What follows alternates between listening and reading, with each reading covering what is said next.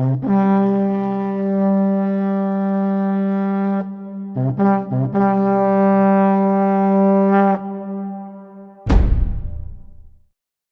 kita berbicara mengenai Papua, tentunya kita mengetahui mengenai kekayaan alam, seperti emas, perak, biji besi, hingga mineral di tanah Papua. Tak hanya itu, meski berada di kawasan tropis serta dekat dengan garis khatulistiwa, ternyata Papua memiliki tumpukan salju yang berada di puncak Kartens atau yang kini menjadi puncak Jayawijaya. Bahkan, Papua juga memiliki beberapa destinasi wisata yang sangat indah. Salah satunya yakni Raja Ampat, wisata alam yang membuat banyak orang-orang dari penjuru dunia datang ke Papua.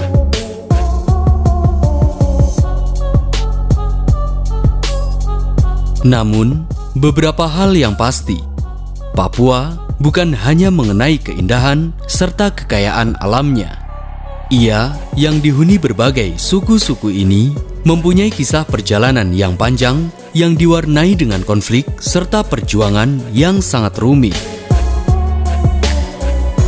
Meski orang-orang Eropa mengenal Papua sebagai pulau emas karena kekayaan alamnya, ironisnya karena kekayaan alam ini justru membuat rakyat Papua sengsara dan hidup di bawah penjajahan selama ratusan tahun.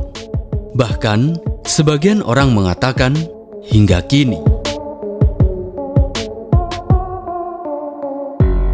Inilah kisah perjuangan panjang rakyat Papua dari masa ke masa yang hidup di bawah cengkeraman penjajahan yang bahkan berimbas hingga kini. Lantas, mengapa hal ini terjadi? Apa yang membuat para penjajah itu tergiur? Dan bagaimana kronik sejarah kolonialisme serta penjajahan imperialisme di bumi Papua? Video ini adalah episode pertama mengenai sejarah singkat Papua.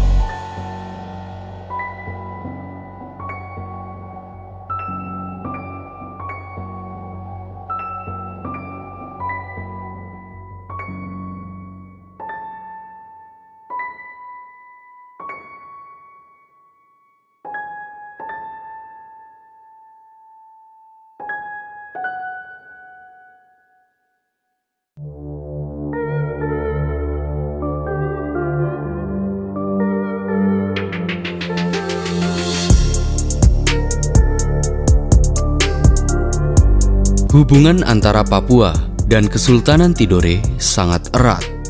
Terdapat kisah heroisme perjuangan orang Papua dengan Kesultanan Tidore. Alkisah, ada seorang yang bernama Kura Besi. Ia sangat terkenal di bumi Papua. Sang Kura Besi ini ahli dalam bidang politik, militer, perdagangan, dan kelautan.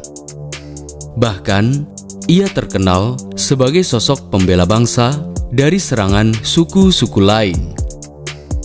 Lebih dari itu, karena kehebatannya, Sang Kura Besi beraliansi dengan Kerajaan Maluku melalui hubungan perkawinan Papua dan Maluku. Pada suatu waktu, terjadi konflik antara Kerajaan Jailolo Halmahera dan Kesultanan Tidore. Alhasil, Kesultanan Tidore pun meminta bantuan kepada Kura Besi untuk membuat armada perang. Walhasil, berkat bantuan itu, Kerajaan Tidore berhasil mengalahkan Kerajaan Jailolo.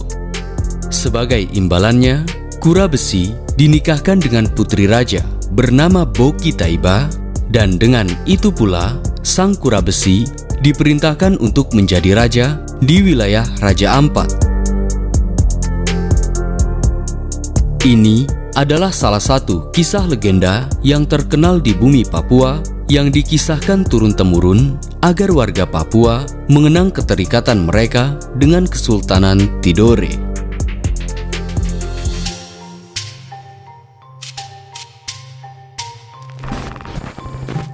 Sejak dulu, orang-orang Papua dikenal sebagai orang yang menjunjung sikap primordialisme, atau dengan kata lain, orang yang sangat menjunjung tinggi sukunya. Sekalipun hal ini tidak berlaku bagi orang Papua di wilayah pesisir pantai, alih-alih hidup damai berdampingan, hal ini justru mengakibatkan konflik antar suku pedalaman dari masa ke masa. Orang-orang Papua yang mempunyai 255 suku ini kebanyakan bermata pencaharian sebagai petani dengan sistem ladang, peramu sagu, nelayan ikan, dan pemburu babi. Dalam catatan sejarah, Papua bukanlah bangsa yang berdiri sendiri. Ia berada di bawah kekuasaan kerajaan dari masa ke masa. Pada abad ke-12 misalnya, Papua menjadi salah satu wilayah kekuasaan kerajaan Majapahit. Barulah pada abad ke-15, Papua berada di bawah kekuasaan Kesultanan Tidore. Maka dari itu, sangat wajar jika nama Papua ini berasal dari bahasa Tidore, Papoua, yang berarti tidak bergandengan. Karena tanah Papua yang berada di pesisir utara Nusantara ini merupakan wilayah yang berada di dataran tinggi dan terpisah jauh dari Kesultanan Tidore. Banyak orang-orang Eropa menyebut Papua sebagai Pulau Emas. Barulah saat para pelaut Spanyol singgah di Papua, mereka menamakan Papua dengan nama New Guinea, karena mereka melihat ciri-ciri orang-orang Papua, berkulit hitam dan berambut keriting, yang mana hal ini hampir sama dengan orang-orang Afrika di Guinea. Maka dari itu sangat wajar jika nama Papua nantinya juga dikenal sebagai New Guinea.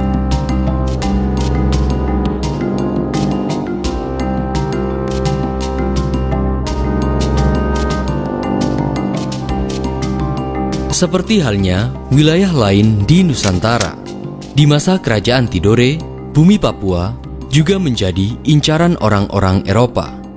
Mereka terpikat oleh sesuatu yang ada di tanah Papua.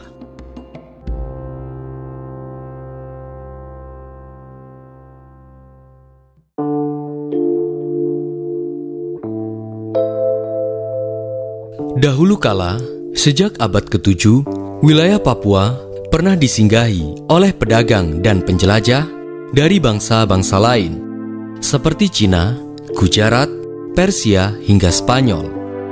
Bahkan, di abad ke-15 berikutnya, bumi Papua juga menjadi sasaran target ekspedisi para penjelajah Eropa, seperti Spanyol, Portugis, Prancis, Inggris, Jerman, dan Belanda, terutama pada abad ke-16. Setelah menemukan tanah Maluku, para penjelajah Eropa itu melakukan ekspedisi hingga menemukan tanah Papua. Keindahan alam di bumi Papua sangat memikat para penjelajah.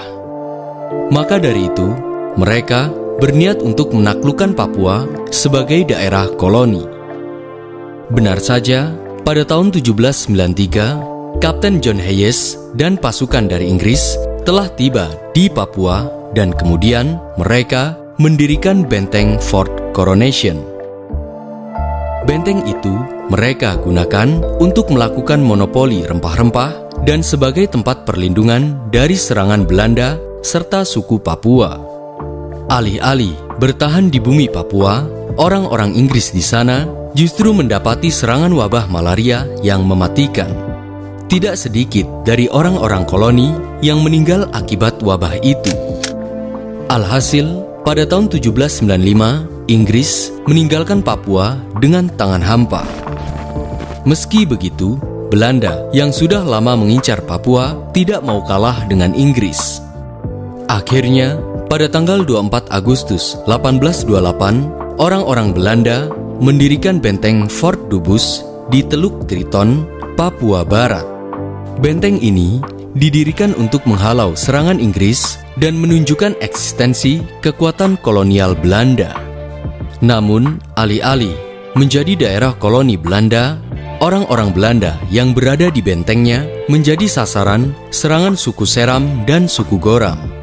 Kondisi ini semakin diperburuk dengan adanya wabah penyakit malaria yang mematikan. Alhasil, pada tahun 1835, pemerintah Belanda meninggalkan bentengnya.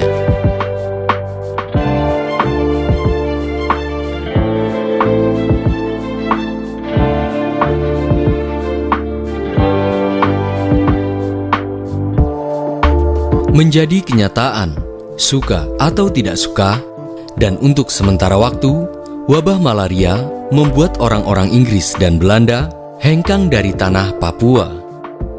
Hanya saja, pada tahun-tahun berikutnya, di tahun 1880-an, pemerintah Belanda mengunjungi tempat ini secara berkala sebagai bentuk kekuasaan atas wilayah Papua. Alhasil, kini Belanda bukan hanya ingin mendirikan benteng, tapi juga menguasai Papua. Melihat hal ini, Inggris pun tidak tinggal diam. Pada tahun 1883, Inggris juga berhasil menguasai tanah Papua bagian timur, yakni Port Moresby. Alhasil, pada tahun 1895, Belanda dan Inggris mengadakan perjanjian Den Haag untuk membagi wilayah kekuasaan Papua, yang mana Papua bagian barat atau New Guinea Belanda menjadi milik Belanda, dan Papua bagian timur di Port Moresby atau New Guinea British menjadi milik Inggris. Sedangkan pada bagian timur laut New Guinea sudah dikuasai oleh Jerman. It was the mid-19th century before the Dutch finally got around to claiming their half, planting the flag. Explorers, anthropologists, traders, planters, missionaries.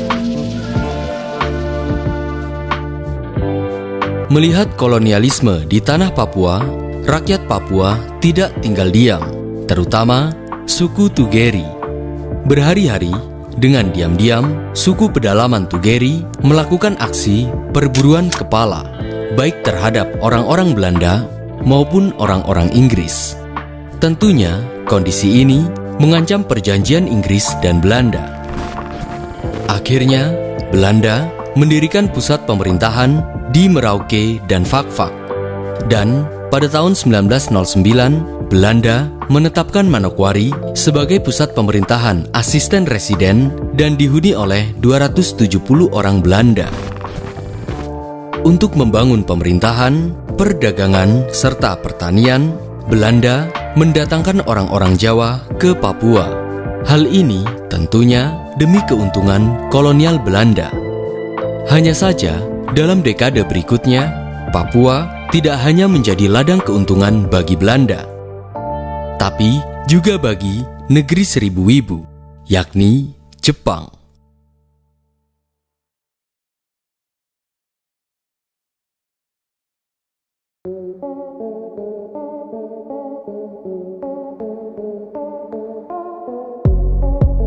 Sangat jarang orang mengetahui, di tahun 1900-an, Jepang yang nantinya akan menghantam kolonial Belanda ternyata pernah melakukan bisnis dengan Belanda. Terutama di tahun 1932, Jepang dan Belanda melakukan kerjasama bisnis seperti kapal, tanaman goni, penebangan kayu, pertambangan, dan hak hasil laut. Di Papua, Jepang dan Belanda melakukan bisnis dalam sektor kapas dan tanaman goni. Bahkan, Belanda berani menyewakan 6.000 hektar tanah di Manokwari kepada perusahaan Jepang, Nanyo Kohatsu Kabushiki Kaisha, agar kemudian tanaman kapas dan goni dikelola oleh mereka.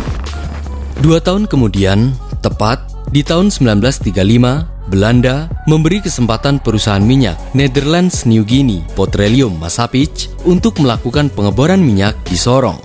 Dan 2 tahun kemudian, perusahaan karet Belanda membangun perkebunan karet di dekat Jayapura dan Manokwari.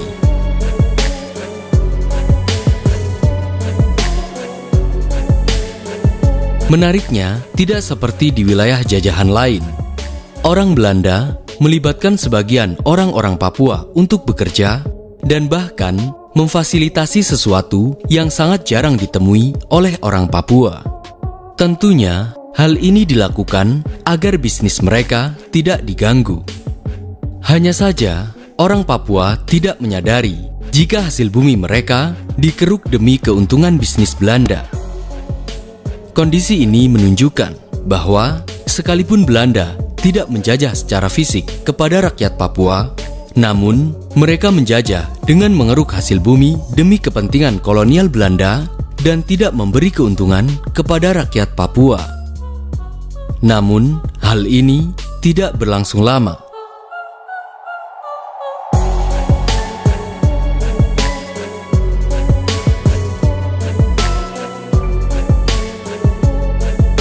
Selain kepentingan ekonomi, kegiatan bisnis Jepang di Hindia Belanda ternyata mempunyai agenda terselubung, yakni mencari informasi mengenai lokasi serta apa yang ada di sana.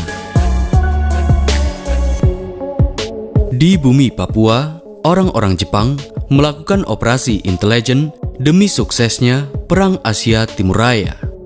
Saat memasuki tahun 1937-an, banyak nelayan-nelayan Jepang yang menyamar. Mereka mengintai serta mempelajari mengenai keadaan pantai, arus laut, teluk-teluk berlindung, dan keterangan lainnya yang berguna untuk pergerakan Angkatan Laut Jepang.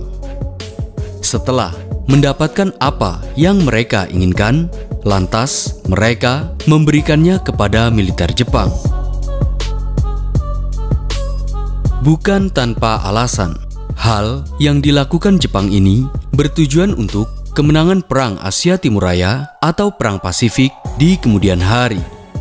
Dan bumi Papua tentunya akan menjadi sasaran. Maka dari itu, tak heran saat Jepang menginvasi, mereka tidak mendapatkan kesulitan yang berarti. Benar saja, pasca Jepang menguasai Tarakan pada tanggal 23 Januari 1942, armada Jepang pimpinan Nagumo menyerang pantai utara Papua. Dalam waktu singkat, serangan kejutan Jepang itu dapat mengalahkan pasukan Kenil Belanda. Akibat serangan Jepang ini, banyak pasukan Kenil Belanda mundur ke Australia.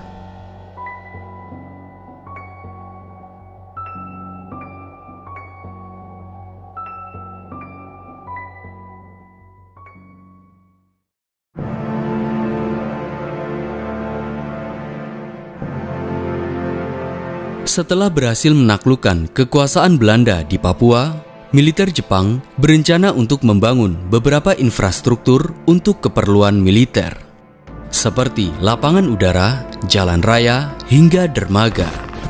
Selain itu, saat Jepang menemukan wilayah Sarmi, mereka berkeinginan menjadikan Sarmi sebagai basis kekuatan Jepang. Bahkan, mereka membangun pangkalan udara di sana. Untuk membangunkan Asia baru, kita wajib berusaha segiat-giatnya buat memenuhi kebutuhan untuk kemenangan akhir. Misalnya, pembikinan lapangan terbang dimaksudkan sebagai alat yang kuat untuk menyerang musuh sehingga habis. Seperti halnya wilayah-wilayah lain saat Jepang menjajah. Di Papua, rakyat Papua dipaksa untuk bekerja sebagai romusa atau kerja paksa di beberapa wilayah di utara pantai Papua. Lebih parahnya lagi, pasukan Jepang sering melakukan tindakan kekerasan serta menyengsarakan rakyat Papua. Banyak rakyat Papua yang meninggal akibat kekejaman Jepang. Sejak saat itu, atau pada tahun 1943, rakyat Papua pun melakukan perlawanan dengan melakukan gerakan Koreri di Biak atau gerakan gerilya. Berhari-hari mereka melakukan perlawanan. Sekalipun banyak rakyat Papua yang gugur, perlawanan mereka masih terus berlanjut sampai titik darah penghabisan. Beruntung, perlawanan mereka terbayarkan oleh adanya Perang Pasifik. Terlebih saat sudah memasuki tahun 1944 atau saat terjadinya kampanye Papua Nugini.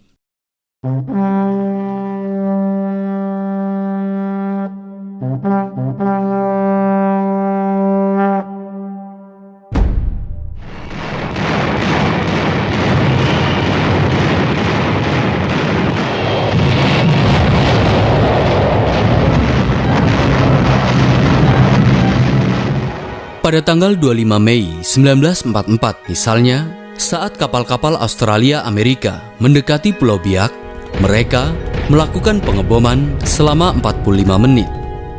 Setelah beberapa hari mereka mendarat di Biak, Sekutu mengerahkan 12.000 tentara Divisi Infanteri 11, 12 tank Sherman, serta 500 kendaraan untuk menyerang pos-pos pertahanan Jepang. Dengan cepat, bom-bom artileri Sekutu serta tank-tank Sekutu menyerang serdadu Jepang. Bahkan, beberapa pesawat tempur Sekutu juga menghantam markas Jepang.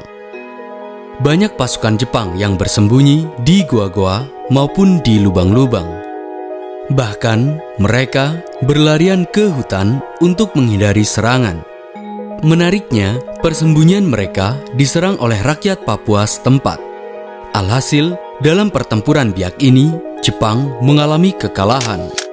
Meski harus mengorbankan 438 militer yang tewas, dalam pertempuran Biak ini, Sekutu bersama rakyat Papua berhasil memukul mundur pasukan Jepang. Sementara itu, sebanyak 4.700 serdadu Jepang tewas dan sisanya ditangkap oleh Sekutu. 12 days after we hit Wakti, another task force hit Biak, a larger and more strongly fortified island. Of the troops hitting the beaches at Biak, many were now veterans of amphibious warfare, but many more were getting their first combat experience. The Biak campaign was to become one of the most difficult in the battle for New Guinea. Dari sini, kita mengetahui, dengan adanya musuh yang sama, tidak peduli apapun atau siapapun, Sekutu maupun rakyat Papua pada faktanya telah berjuang bersama melawan Jepang sampai titik darah penghabisan. Hal serupa seperti pertempuran Biak juga terjadi di tempat lain. Di Numfor dekat Pulau Biak, pada tanggal 2 Juli 1944, sebanyak 10.000 tentara Sekutu menyerang markas pertahanan Jepang di Numfor. Pada akhirnya, 3 hari kemudian, serangan darat serta serangan udara Sekutu dapat mengalahkan Jepang. Menariknya, lagi-lagi rakyat Papua juga ikut membantu pasukan Sekutu. Akhirnya, militer Jepang mundur dari pos-posnya, baik di Hollandia, Sarmi, Biak, Numfor, dan Sausafor. Keberhasilan ini menginspirasi suku-suku hampir di seluruh bumi Papua. Bahkan, mereka bersatu untuk melakukan perlawanan.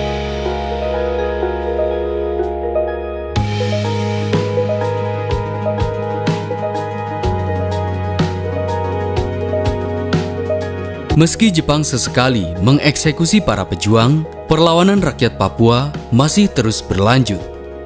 Bahkan, di akhir tahun 1944, Belanda juga ikut andil melawan Jepang. Secara berkala, Belanda memasok senjata untuk rakyat Papua. Lantas, mengapa Belanda membantu rakyat Papua, bahkan Sekutu?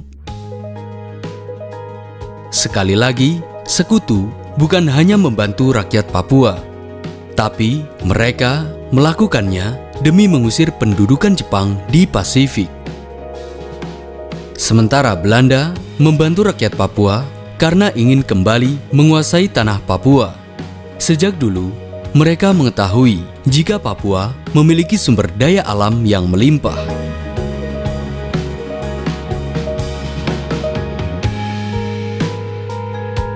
Lebih dari itu, jika rakyat Papua memilih antara pendudukan Jepang dan Belanda, di antara keduanya, mereka akan memilih Belanda, terlepas daripada keinginannya untuk merdeka.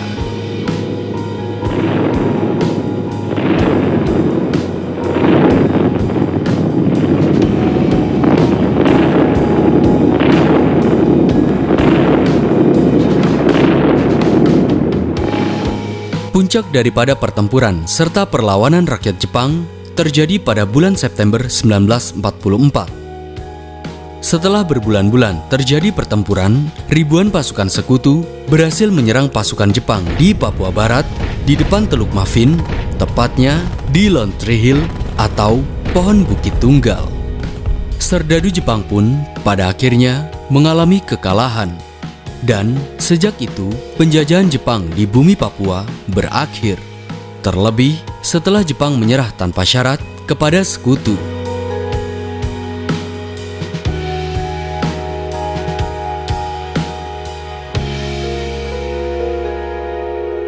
Dari kisah perlawanan rakyat Papua ini, kita telah mengetahui perjuangan tidak akan sia-sia.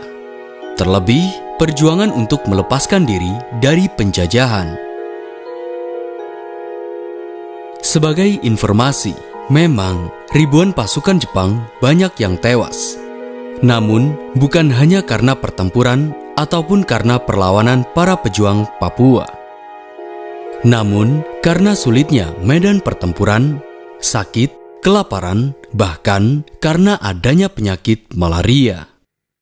Sekali lagi, suka atau tidak suka, alam Papua telah membantu perjuangan rakyat Papua. Lantas, bagaimana dengan nasib Jepang selanjutnya? Kita telah mengetahui, setelah Amerika menghancurkan bom atomnya di dua kota besar Jepang, Hiroshima dan Nagasaki, Jepang menyatakan kalah perang dengan sekutu tanpa syarat. Sebagai akibatnya, seluruh pendudukan Jepang di Asia Tenggara, terutama di bumi Papua, telah sirna. Lantas, apakah rakyat Papua benar-benar bebas akan penjajahan begitu saja?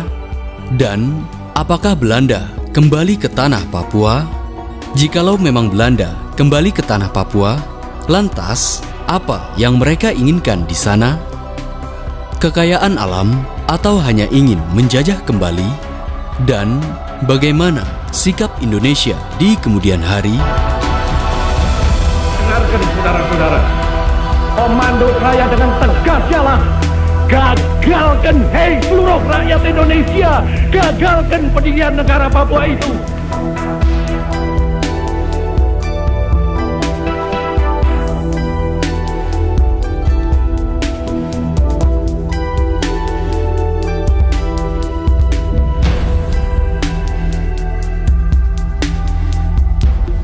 Nanti tanggal 1 Mei jam 12.30 pemerintahan di Irian Barat mutlak akan jatuh di tangan